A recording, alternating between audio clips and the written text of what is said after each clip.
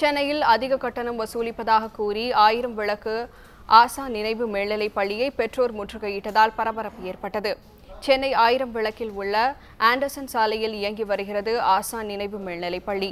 இந்த பள்ளியில் 3000க்கும் மேற்பட்ட மாணவ மாணவிகள் படித்து வருகின்றனர்.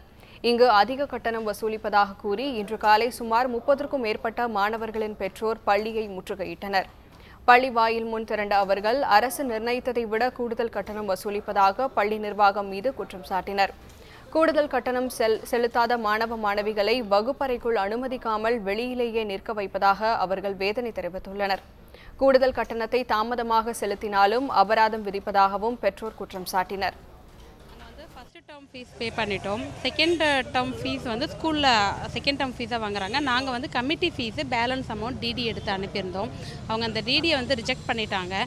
நேற்று வந்து எந்த ஒரு இன்டிமேஷனுமே இல்லாமல் குழந்தைங்கள வந்து லைப்ரரியில் உட்கார வச்சுருக்காங்க. 2 பீரியடுக்கு கட் பண்ணியிருக்காங்க. குழந்தைங்களையும் வந்து கொஞ்சம் ஒரு மாதிரி மிரட்டுற மாதிரி, நீங்கள் நாளைக்கு கட்டலைன்னா உங்களுக்கு வந்து 3 பீரியட் உட்கார வச்சுருவோம், அப்படின்லாம் அடுத்த நாள் வந்து நாங்கள் ஃபுல் டே உட்கார வச்சுருவோம் அப்படின்ற மாதிரி குழந்தைங்களுக்கு வந்து ஒரு மன உளைச்சலை கொடுத்துருக்காங்க. நியர்லி 38,000 வருது. கமிட்டி ஃபீஸ் வந்து 25,000 நியர்லி வருது. பெற்றோர் புகார் குறித்து விளக்கம் கேட்பதற்காக ஆசா நினைவு மேல்நிலைப் பள்ளியை நிர்வாகிகளை தொடர்பு கொண்டபோது பதில் எதுவும் கூறாமல் இணைப்பை துண்டித்துவிட்டனர். இதனிடையே பள்ளி நிர்வாகம் மீது பள்ளி கல்வித்துறையில் புகார் அளிக்க உள்ளதாக பெற்றோர் தெரிவித்துள்ளனர். கட்டணம் வந்து 20,000லேருந்து 30,000 ரூபாய் வரைக்கும் தான். ஆனால் இவங்க 40,000லேருந்து 60,000 ரூபாய் வரைக்கும் வந்து கட்டணம் ஜாஸ்தியாக வாங்குறாங்க. கேட்டால் அப்படி தான் வாங்குவோன்னு சொல்கிறாங்க. நாங்கள் ஹைகோர்ட்டில் வந்து கேஸும் வச்சு போட்டிருக்கோம்.